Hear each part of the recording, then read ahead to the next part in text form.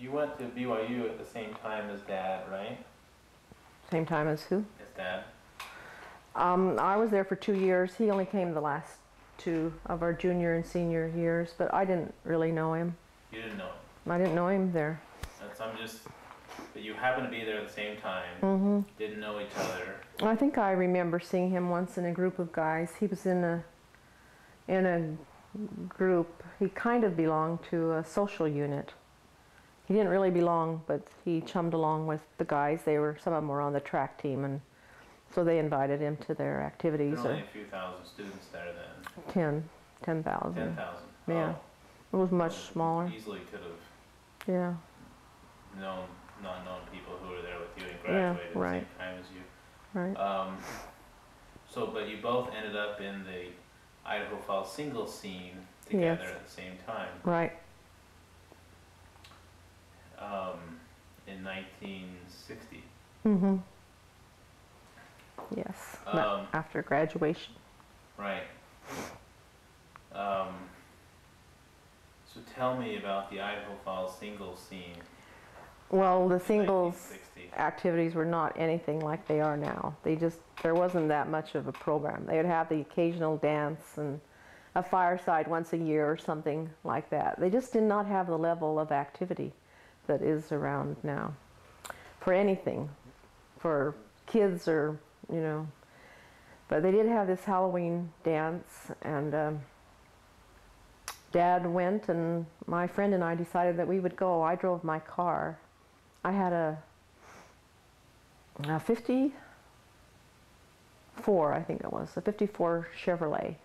It was turquoise and silver. It was really a nice car. You bought that car after you graduated? Yeah, when I started working. Actually, I think my dad paid the down, and I made the payments on it. And so I drove into Idaho Falls, and we went to the dance, and I saw Dad walk in from the other side of all the way across the hall. And he was a good-looking man, and I was really attracted to him. And he came over and asked me to dance. A lady in his ward worked at the hospital in the operating room where I was, and she introduced us. And so he asked me to dance, and we danced quite a few dances, and he asked me if he could take me home. Well, I had my own car. So I got my girlfriend to drive it to her house, and then he drove me to her house where I picked up my car and drove home.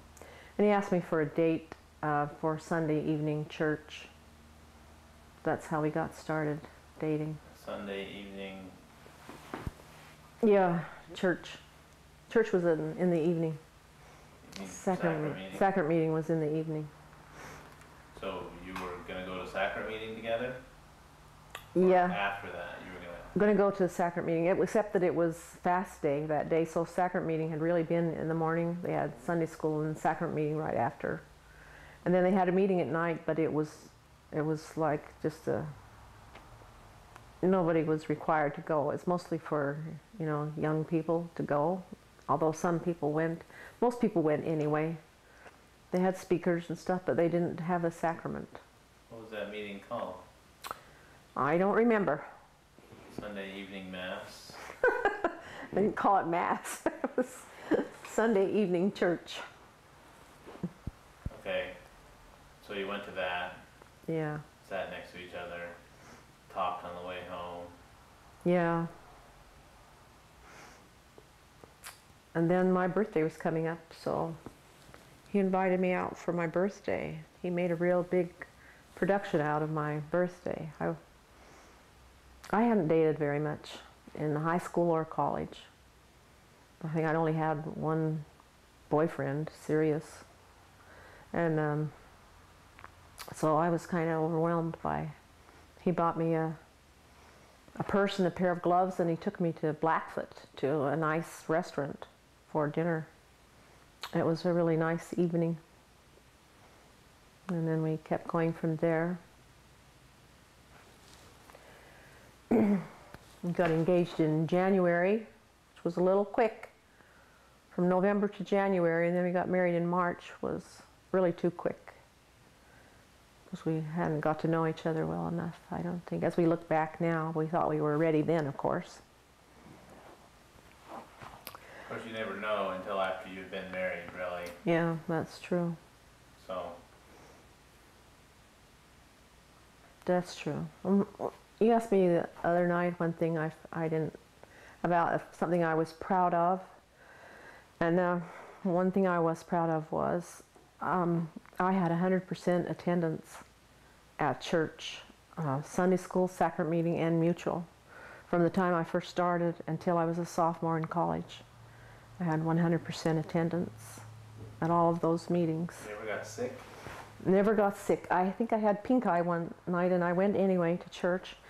But even while I was at college, I still, because we usually go back on fast day, so I would have gone to sacrament meeting already and I wouldn't miss sacrament meeting at night. I think it was in February of March of my sophomore year that I decided I was going to break that, and I deliberately stayed home just so I wouldn't have to worry about keeping it up anymore. Oh, because it was this big thing you were... Yeah, You tried to try hard to keep that up. Yeah, well, in some ways, but you were going to church anyway, so it wasn't like it was a really big effort, but it was just kind of interesting. And the church gave awards. I have some awards that say, put 100% stickers on. My cousins had 100% too, and we got our picture in the church news one year because of that. And there was another girl that had her picture taken with us, and my cousin wanted to put it in the genealogy records, and so I gave him my picture that I had from the church news, and I was sorry that I did because he cut out what he thought was my picture, but it was really the other girl that he... Oh, no. No, he cut... What was it? He left her in and cut me out. He cut me out and left her in the picture. That's what it was. So the picture wasn't any good to me anymore because I wasn't in it. Oh, well. Oh, well. Did you go to seminary? I did. We went to seminary in the daytime. Yeah, and it was just a 3-year thing then. Well, it was sophomore. No, it wasn't. Was it? What was it? Now I can't remember because I went to seminary in Yukon when I was in junior high in 9th grade, but I think we only had a sophomore and junior year. You graduated from seminary? Mm-hmm. Good job. Yeah. Have you ever had any unusual service opportunities or memorable things you've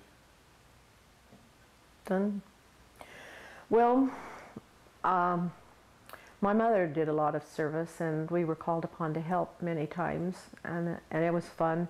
On Christmases, we used to fix boxes of food for families that didn't have very much, and we would take them up and set them on their doorstep and then ring the bell and run away.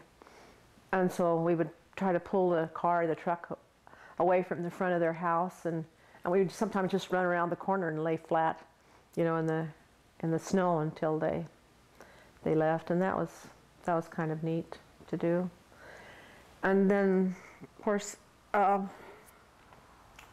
you're always taking meals into people through the Relief Society, and when I was the Relief Society president, I did a lot of service that you don't even really think about because it just comes as a natural part of being the president.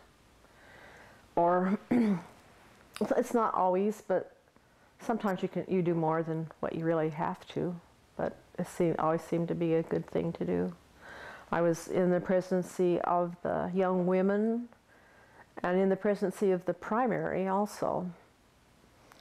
And there were things to do always, to help people. The young women needed help, driving. Some of them didn't have everything they needed, and I don't remember any particular thing. I do remember wishing that I had taken you boys with me. We were always taught to do your service quietly, but I wish that I had taken you with me sometimes when I went to do service so that you would see service and learn about what it is and what it means and how good it feels when you do service for somebody else.